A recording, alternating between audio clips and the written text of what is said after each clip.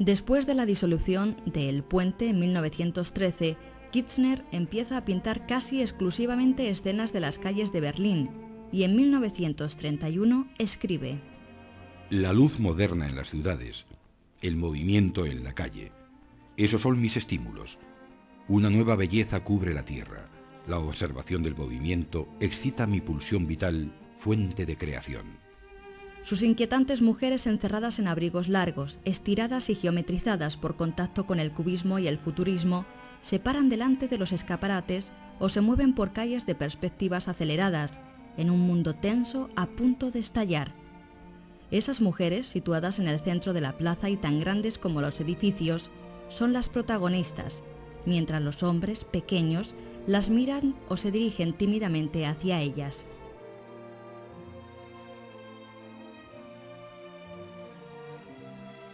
Duchamp, que había comenzado con investigaciones cercanas al futurismo y al cubismo, se dedicó a los ready-mades en la década de 1910, convencido de la inutilidad de la pintura tradicional y de la necesidad de un arte basado en las ideas.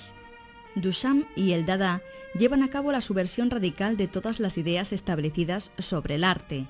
La Gioconda pierde su valor artístico al ponerle bigotes en 1919, pero los objetos industriales lo ganan al descontextualizarlos, al sacarlos de su ambiente de uso y colocarlos en uno de inutilidad, como el urinario transformado en fuente al girarlo en ángulo recto y firmarlo R. Muth, 1917.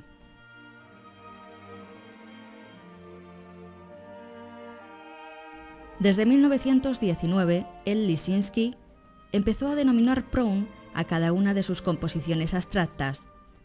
Este enigmático nombre, especie de abreviatura de Prounovich, se transformó en un concepto central.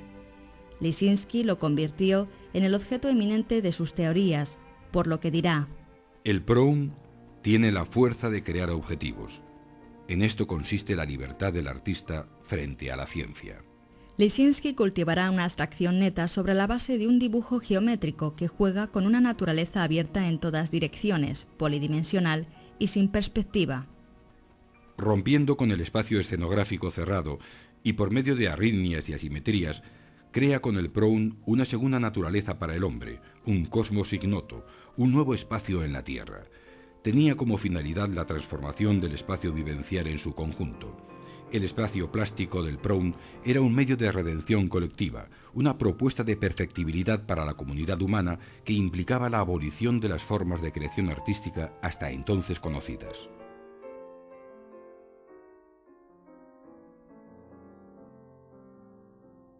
Vasily Kandinsky tardó en hacerse pintor. Después de estudiar Derecho, Economía y Política en Moscú, en 1895, a los 30 años, fascinado por una exposición de impresionistas franceses, abandonó su puesto de profesor en la universidad y se fue a Múnich para hacerse pintor. Convencido de que el cuadro debe ser una relación de formas coloreadas y dibujadas que, como tales, tienen una existencia independiente que procede de la necesidad interior, va independizando la forma y el color de sus contenidos descriptivos, haciendo desaparecer los objetos. Al mismo tiempo, la línea se independiza también de las servidumbres de la forma y el color, y empieza a moverse libremente por la superficie del cuadro. Y si en esos años de la década de 1910 todavía hay contornos negros que delimitan zonas de color, estos irán perdiendo importancia y aquel la irá ganando. Lo que el espectador experimenta bajo el efecto de los colores y las formas es el verdadero contenido de la obra.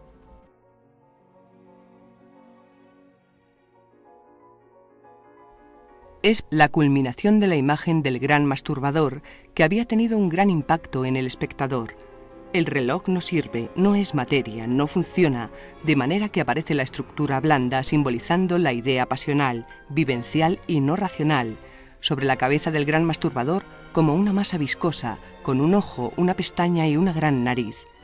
Es el triunfo de los sueños que no están controlados por nada. Es el canto al triunfo del deseo sobre la realidad. En definitiva, la capacidad de Salvador Dalí para mostrar, mediante imágenes inéditas, los mitos eternos del ser humano. Otros estudiosos insisten en la victoria del deseo sobre la presencia obsesiva del tiempo. Parece que estaba vinculado a una reflexión sobre la teoría de la relatividad en la cual la postura de Dalí, que abogaba por acabar con el existencialismo y con la angustia del hombre ante su propio destino, lideraba a un gran sector del público.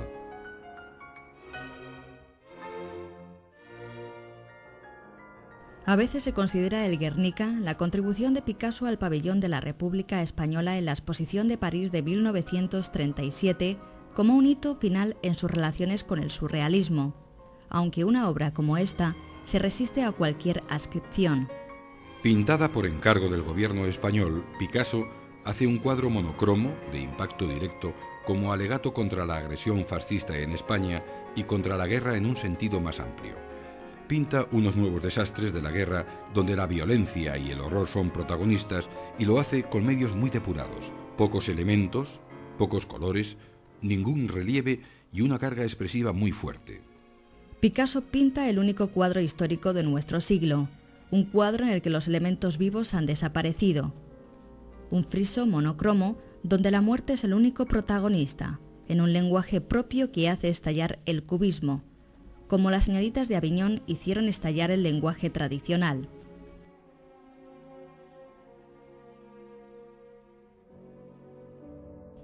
Mondrian, que se había trasladado a América tras el cierre de la Bauhaus por los nazis casi con 70 años, acusó la inyección de energía que el nuevo país joven y libre era para él, diciendo: «Siento que mi sitio está aquí». Sus cuadros en los Estados Unidos se animan y se mueven. Las líneas negras se hacen menos evidentes y los colores ganan protagonismo. La música de jazz está detrás de estas obras, como lo dejan ver sus títulos: Broadway, Boogie Boogie, una obra de 1942-1943. Como Paul Klee, unos años antes en el norte de África, Mondrian se siente pintor en América. Ahora me doy cuenta de que mi trabajo en blanco y negro, con pequeños planos de colores, solo ha sido dibujo hecho con pintura al óleo. En el dibujo, las líneas son el principal medio de expresión. En pintura son los planos de color, porque en pintura las líneas son absorbidas por los propios planos de color, cuyas limitaciones conservan, sin embargo, todo su valor de líneas.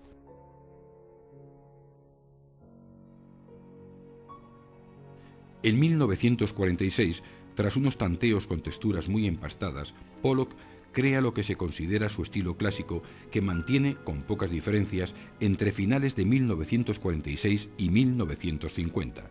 Se trata de la pintura de acción. Esa acción de pintar es lo que le interesa, el acto físico regido por impulsos interiores, el proceso más que la obra acabada, y rompe así con una tradición de siglos. La telaraña de líneas y colores que crea Pollock en estos años es además una telaraña gigantesca. Las dimensiones del cuadro se amplían, porque ya no es pintura de caballete. No le interesa crear una imagen irreal ni ilusionista, sino actuar en una arena que guarda la huella del paso del artista y que, puesta de pie, tiene dimensiones murales, habita el espacio del espectador, crea un ambiente y entra a formar parte de su vida. Una idea que traerá consecuencias importantes pocos años después. En esa arena se coloca el artista sin ideas previas, sin coraza y sin más armas que los pinceles, los cubos y los tubos de pintura, no buscando un resultado previo, sino asumiendo el riesgo que puede deparar lo desconocido.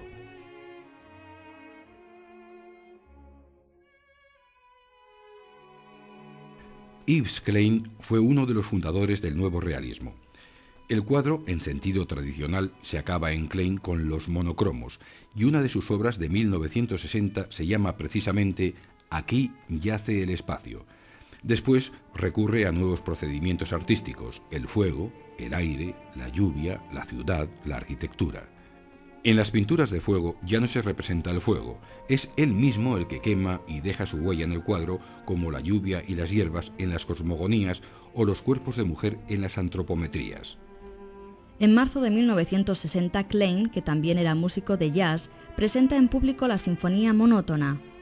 Un grupo de músicos toca una sola nota durante 10 minutos y luego guarda silencio. Mientras tanto, dos mujeres desnudas se manchan el cuerpo de pintura azul y lo imprimen sobre papeles blancos. Aquí es el cuerpo humano, el de otros, el que se convierte en pincel, ya no solo en modelo, mientras el artista se limita a observar sin tocar la pintura. El acto es en parte teatro, concierto, performance y pintura, un happening elegante, la celebración de un rito laico propio de un hombre al que Rosenberg definió como el perfecto showman, comparando su carrera con las de Hollywood o Via Veneto.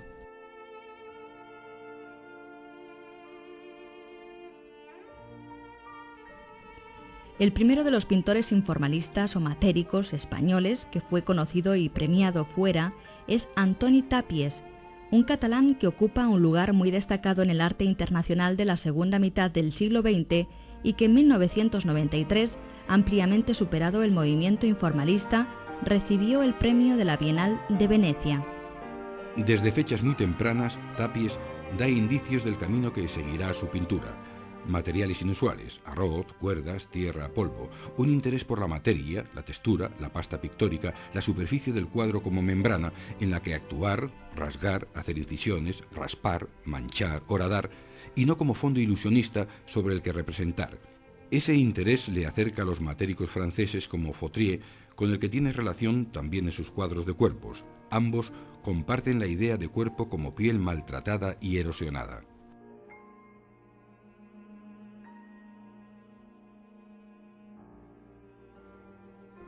Nacido en Pittsburgh e hijo de inmigrantes eslovacos, Andy Warhol se instala en Nueva York en 1949. Trabaja en la ilustración y en publicidad para varias revistas, además de decorar escaparates.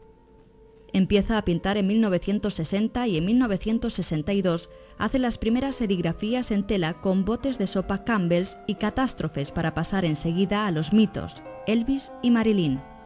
Su trabajo consiste en elegir una imagen, un estereotipo de los medios de comunicación, recortarla, encuadrarla, mandarla al taller de serigrafía y pedir una ampliación al tamaño deseado, decidir el formato final, el número de veces que se va a repetir, seleccionar los colores y hacer la impresión definitiva sobre papel o sobre tela.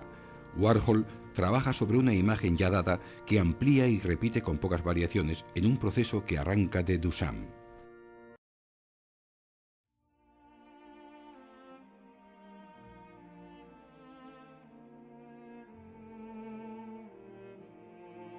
Después de la disolución de El Puente en 1913, Kirchner empieza a pintar casi exclusivamente escenas de las calles de Berlín y en 1931 escribe: La luz moderna en las ciudades, el movimiento en la calle, esos son mis estímulos. Una nueva belleza cubre la tierra. La observación del movimiento excita mi pulsión vital, fuente de creación.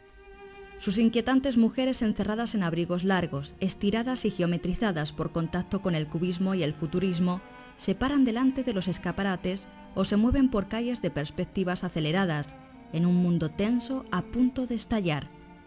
Esas mujeres, situadas en el centro de la plaza y tan grandes como los edificios, son las protagonistas, mientras los hombres, pequeños, las miran o se dirigen tímidamente hacia ellas. Todas las ideas establecidas sobre el arte. La Gioconda pierde su valor artístico al ponerle bigotes en 1919, pero los objetos industriales lo ganan al descontextualizarlos, al sacarlos de su ambiente de uso y colocarlos en uno de inutilidad, como el urinario transformado en fuente al girarlo en ángulo. Duchamp, que había comenzado con investigaciones cercanas al futurismo y al cubismo, se dedicó a los ready-mades en la década de 1910, convencido de la inutilidad de la pintura tradicional y de la necesidad de un arte basado en las ideas. Duchamp y el Dada llevan a cabo la subversión radical de